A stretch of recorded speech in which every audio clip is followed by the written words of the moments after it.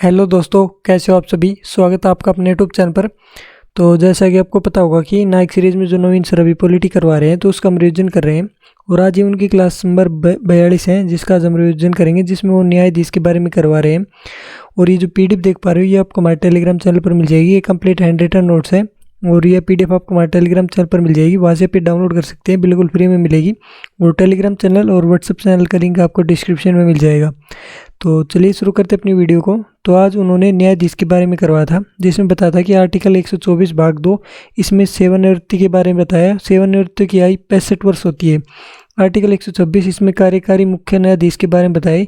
राष्ट्रपति द्वारा जब मुख्य न्यायाधीश का पद रिक्त हो तब कार्यकारी मुख्य न्यायाधीश को नियुक्त किया जाता है। आर्टिकल 127 तदर्थ न्यायाधीश के बारे में बताया। अभी तक केवल सुप्रीम कोर्ट में लागू है ये, और ये फ्रांस से लिया गया है। और कोरम की पूर्ति के लिए इन्हें नियुक्त किया जाता है, जिसमें जो कोरम होता है वो 1+33 का जो कोरम होता है उसे पूर्ण करने के लिए इनकी नियुक्ति की जाती है। नियुक्ति सीजीआई द्वारा की जाती है और ये राष्ट्रपति की पूर्व सहमति से होती है। इसमें हाई कोर्ट के जज को नियुक्त किया जाता है, जिसमें सुप्रीम कोर्ट के न्यायाधीश बनने की योग्यता हो। और ये हाई कोर्ट के जो चीफ जस्टिस होते हैं उनसे परामर्श करके नियुक्त किया जाता है और इनकी शपथ राष्ट्रपति दिलाते हैं। आर्टिकल 128 इसमें सुप्रीम कोर्ट हाई कोर्ट के अवकाश प्राप्त न्यायाधीशों को सुप्रीम कोर्ट में नियुक्त किया जाता है, यानी कि जो रिटायर हो चुके हैं उनकी बात कर रहे हैं यहाँ पर। और ये सब सीजीआई के द्वारा किए जाते हैं।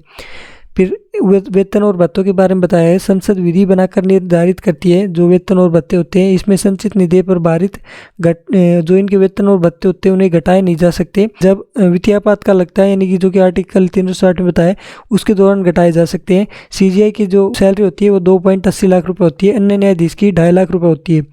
न्यायाधीशों की पदमुक्ति ये आर्टिकल 124 भाग 4 में बताया गया है। ये दो आधार से हो सकती है, एक सिद्धि कदाचार और एक असमर्थता। सिद्धि कदाचार इसमें बताया गया कि पहले सिद्ध होना चाहिए, और इसके लिए जो समिति बनती है उसकी सीजीआई अध्यक्षता करते हैं। और हाई कोर्ट के जज होते हैं इसमें, और परंपरागत न्यायविद होते हैं। दूसरा होता है असमर्थता। हटाने के लिए किसी भी सदन से शुरू हो सकता है। लोकसभा से शुरू होता है तो उसमें 100 सदस्यों की साइन चाहिए। अगर राज्यसभा से शुरू हो रहा है तो वहाँ पर 50 सदस्यों की साइन करने होंगे, तभी ये प्रक्रिया शुरू होती है। उसके बाद अध्यक्ष सभापति इसे स्वीकार करेंगे और फिर दोनों सदनों में विशेष बहुमत से पारित होना चाहिए। और राष्ट्रपति की स्वीकृति होती है सबसे लास्ट में, और उसी सत्र में ये स्वीकृति होनी जरूरी है। और जो ये अपना इस्तीफा देंगे वो राष्ट्रपति को देंगे। सर्वोच्च न्यायालय शक्तियाँ क्षेत्राधिकार के बारे में बताया। प्रारंभिक मूल क्षेत्राधिकार, इसमें वे मामले आते हैं जिनकी सुनवाई सीधे सुप्रीम कोर्ट में की जाती है। इसमें दो प्रकार के आते हैं, एक अत्यांतिक और एक समवर्ती। अत्यांतिक जिनमें सुनवाई केवल सुप्रीम कोर्ट में होती है, जैसे कि केंद्र बनाम राज्य, केंद्र राज्य बनाम राज्य और राज्य बनाम राज्य, ये सब अत्यांतिक में आते हैं। उसके बाद जितने भी बच गए वो सब समवर्ती में आते हैं, जिनकी सुनवाई सुप्रीम कोर्ट या अन्य न्यायालयों में होती है। सर्वोच्च न्यायालय इसके अपीली क्षेत्राधिकार के बारे में बताया है। इसका मतलब होता है कि हाई कोर्ट के निर्णय के खिलाफ संवैधानिक मामलों में अपील, ये आर्टिकल 132 में बताया जाता है, यानी कि संविधान की व्याख्या का जो मामला होता है उसकी बात करें। आर्टिकल 133 दीवानी मामलों में अपील, जब कोई व्यापक महत्व का प्रश्न हो। आर्टिकल 134 आपराधिक मामलों में अपील, अधीनस्थ न्यायालय में दोष मुक्ति को मृत्युदंड में या 10 वर्ष की सजा में बदल दिया जाए तब यह अध्यांतिक मामलों में अपील कर सकते हैं, यानी कि सुप्रीम कोर्ट जा सकते हैं। आर्टिकल 136 सुप्रीम कोर्ट अपने विवेक से किसी भी अपील की सुनवाई का अधिकार रखता है, और ये गंभीर मामला होना चाहिए, यानी कि सुप्रीम कोर्ट किसी भी जो नीचे वाले जो अदालत होती है उससे केस ले सकता है। आर्टिकल 138 मूल क्षेत्र अधिकार का विस्तार, ये संसद द्वारा होता है। आर्टिकल 129 इसमें सुप्रीम कोर्ट एक अभिलेख न्यायालय, इसके बारे में बताया है। सुप्रीम कोर्ट के फैसले लिखित एवं अभिलेख के रूप में होते हैं। यह अधीनस्थ न्यायालय के लिए पूर्ण निर्णय होता है। अपने निर्णय की अवहेलना पर दंड दे सकता है। आर्टिकल 142 सुप्रीम कोर्ट कोई भी फैसला आदेश जारी कर सकता है। सुप्रीम कोर्ट किसी मामले का एक हाई कोर्ट से दूसरे हाई कोर्ट में स्थानांतरित कर सकता है, और ये 42 संविधान संशोधन के तहत 1976 में जोड़ा गया था। सुप्रीम कोर्ट हाई कोर्ट से किसी मामले को अपने पास मंगा सकता है। न्यायिक समीक्षा, न्यायिक पुनरावलोकन, सुप्रीम कोर्ट अपने पूर्व निर्णय की समीक्षा कर सकता है। केंद्र और राज्य के आदेशों की समीक्षा करके उन्हें विधि शून्य कर सकता है। इसमें आते विधायिका और कार्यपालिका। विधायिका जो कि विधि और संविधान संशोधन का काम करती है। कार्यपालिका जो आदेश और कार्य को देखती है। इसमें संवैधानिकता की जांच होती है, जिसके 3 आधार होते हैं। मौलिक अधिकार से असंगत है, संविधान के अनुरूप नहीं है, ऐसे व्यक्ति संस्था ने बनाया है जिसकी समक्षता से बाहर हो। इसमें आता है गोलकनाथवाद बनाम पंजाब, जो कि 1967 में हुआ था। इसमें संसद फंडामेंटल राइट में संशोधन नहीं कर सकती, ये कहा गया था। केशवानंद भारतीवाद 24 अप्रैल 1973 को हुआ था, जिसमें कहा गया था कि संसद संपूर्ण संविधान में संशोधन कर सकती है, लेकिन मूल ढांचा प्रभावित नहीं हो सकता। इसमें 38वें संविधान संशोधन 1975 में हुआ था, जिसमें आपातकाल की न्यायिक समीक्षा नहीं होगी, ये जोड़ा गया था, और ये वापस हुआ था 43वें संविधान संशोधन के तहत।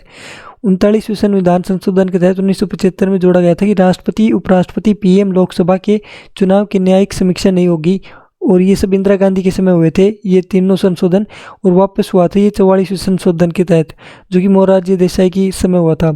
42वें संविधान संशोधन 1976 में कहा था कि संविधान संशोधन की न्यायिक समीक्षा नहीं होगी। उसके बाद मिनर्वा मिल्स केस 1980 हुआ था, जिसमें अदालत ने फैसला सुनाया था कि न्यायपालिका न्यायिक समीक्षा कर सकती है। ये मूल ढांचे में आते हैं और ये बदल नहीं सकता। न्याय सक्रियतावाद, इसमें सुप्रीम कोर्ट खुद कार्रवाई शुरू कर सकते हैं। जनहित याचिका लोकहितवाद, इसमें बताया गया कि यह 1979 तक नहीं था और संविधान में वर्णित नहीं है। इसका जन्म सुप्रीम कोर्ट के निर्णय से हुआ था। 1979 में एक केस था हुसैन आरा खातून वर्सेस बिहार। इसमें 40,000 कैदी ऐसे थे जिनकी सज़ा पूरी हो गई थी और उसके बाद भी वो सज़ा काट रहे थे, क्योंकि उनके जो परिवार में था वो कोई नहीं था। तो उसी में एक वकील थी कपिला इगोरानी, उन्होंने एक केस लड़ा था और ये याचिका दायर की थी, और ये थर्ड पर्सन थी। उस समय जो जज थे वो PN भगवती थे, और इन्हें PIL का जनक कहा जाता है। 51वें CJI, जो कि वर्तमान में वो संजीव खन्ना है। सुप्रीम कोर्ट के पहले CJI HJ कानिया है, जो कि मुंबई हाई कोर्ट से आए थे, 1950 से 51 तक रहे थे। दूसरे CJI MP शास्त्री है, 1951 से 54 तक। सबसे लंबा कार्यकाल YV चंद्रचूड़ 1978 से 85 तक 2696 दिनों का था। कम कार्यकाल कमल नारायण सिंह 1991 में बने थे, 17 दिन का था। पहली महिला न्यायाधीश ये फातिमा बीबी थी, 1989 में बनी थी। दूसरी महिला न्यायाधीश सुजाता मनोहर थी, और जो वर्तमान में महिलाएं हैं वो है बेला त्रिवेदी, BV नंगरत्ना। तो ये आज का लेक्चर था, जो कि मैंने आपको कंप्लीट रिवाइज करवा दिया है। वीडियो आपको कैसी लगी कमेंट बॉक्स में जरूर बताइए, और ये PDF आपको हमारे टेलीग्राम चैनल पर मिल जाएगी, वहाँ से आप ये डाउनलोड कर सकते हैं, और टेलीग्राम चैनल का लिंक आपको डिस्क्रिप्शन में मिल जाएगा। तो इस वीडियो में इतना ही, मिलते हैं आपसे अगली वीडियो में, तब तक के लिए धन्यवाद।